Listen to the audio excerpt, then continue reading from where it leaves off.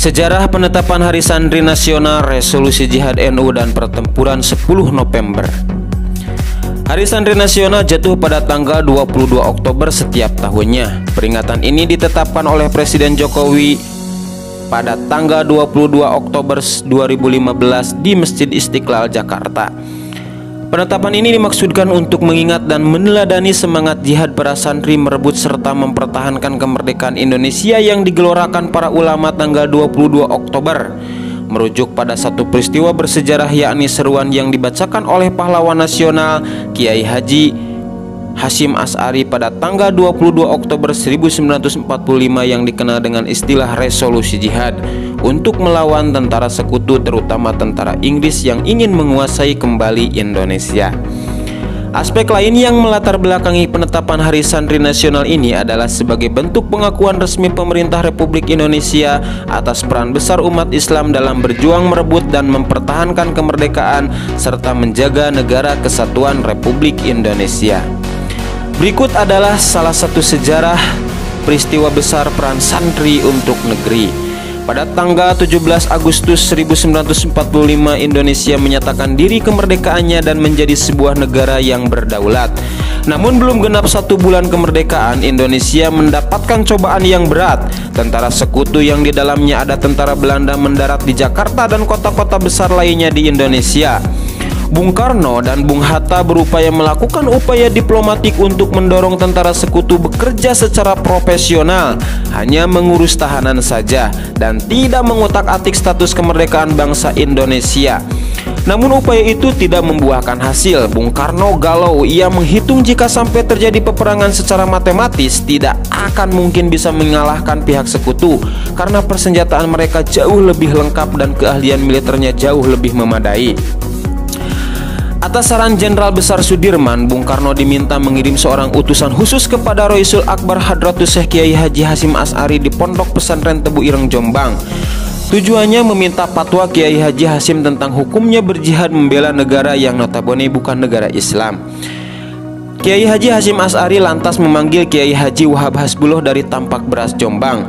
Kiai Haji Wahab diminta untuk mengumpulkan kiai-kiai NU se-Jawa dan Madura untuk bermusyawarah atas persoalan ini. Kiai Haji Hasyim Asy'ari juga meminta Kiai Utama NU untuk melakukan salat istikharah. Salah satunya adalah Kiai Haji Abbas dari Buntet, Cirebon, Jawa Barat. Pada tanggal 21 Oktober 1945, seluruh delegasi NU se-Jawa dan Madura telah berkumpul di kantor pusat Ansor di Jalan Bubutan, Surabaya. Kiai Haji Hasyim memimpin langsung pertemuan tersebut dan kemudian dilanjutkan oleh Kiai Haji Wahab Hasbullah. Setelah berlangsung diskusi panjang dan mendengarkan hasil dari istikharah Kiai Utama NU, besok siangnya tanggal 22 Oktober 1945, pertemuan tersebut menghasilkan 3 rumusan penting yang kemudian dikenal dengan istilah Resolusi Jihad. Yang isinya, pertama, setiap muslim tua muda dan miskin sekalipun wajib memerangi orang kafir yang merintangi kemerdekaan Indonesia. Kedua, pejuang yang mati dalam perang membela kemerdekaan layak disebut syuhada. Dan yang ketiga, warga yang memihak penjajah dianggap sebagai pemecah belah persatuan nasional dan oleh karena itu harus dihukum mati. Dokumen Resolusi Jihad ditulis dalam huruf Arab Jawa atau pegon dan ditandatangani langsung Kiai Haji Hasyim Asy'ari dan disebarluaskan ke jaringan-jaringan pesantren tak terkecuali kepada komandan-komandan Laskar Hizbullah dan Sabilillah di seluruh penjuru Jawa dan Madura. Dokumen Resolusi Jihad juga dimuat di sejumlah media massa pergerakan masa itu. Setelah 3 hari dari Resolusi Jihad dicetuskan, ternyata betul 6.000 tentara sekutu mendarat di Pelabuhan Tanjung Perak, Surabaya dengan persenjataan lengkap. Mendengar kedatangan penjajah, ribuan santri dari berbagai pesantren bergerak menuju Surabaya dan sampai-sampai situasinya terus memanas dan cenderung tak terkendali. Resolusi Jihad NU telah memompa semangat perlawanan rakyat dan memicu terjadinya pertempuran hebat selama 3 hari di Surabaya, yaitu pada tanggal 27, 28, dan 29 Oktober 1945. Tentara Inggris kewalahan menghadapi perlawanan rakyat Jawa Timur. Mereka lantas memanggil Soekarno ke Surabaya untuk diajak berunding melakukan gencatan senjata. Pagi hari tanggal 30 Oktober, gencatan senjata ditandatangani pemerintahan Republik Indonesia dan pemerintahan Inggris. Namun sore harinya terjadi insiden di Jembatan Merah yang menewaskan orang nomor 1 tentara Inggris di Surabaya, yaitu Jenderal Malabi. Gencatan senjata pun langsung berakhir.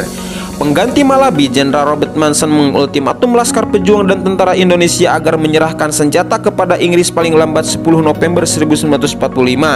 Jika tidak, Inggris mengancam akan membumi hanguskan kota Surabaya. Mendengar ancaman itu, para komandan Hizbullah Sabilillah Mujahidin TKR dan para santri marah besar. Seorang pemuda bernama Sutomo atau lebih dikenal dengan Bung Tomo sowan kepada Kiai Haji Hasim untuk menyiarkan dan menyebarkan isi resolusi jihad melalui radio. Pertempuran 10 November membuat malu tentara Inggris. Target mereka menguasai Surabaya dalam waktu 3 hari tak terbukti. Bahkan di hari kedua Inggris kehilangan Jenderal Robert Manson.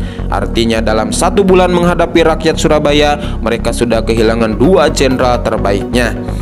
Perang Surabaya berlangsung 3 minggu. Takbir dan pekik merdeka selama pertempuran terus berlangsung. Meski pada akhirnya Surabaya jatuh ke tentara Inggris dan sekutu, namun mereka mengalami kerugian cukup besar.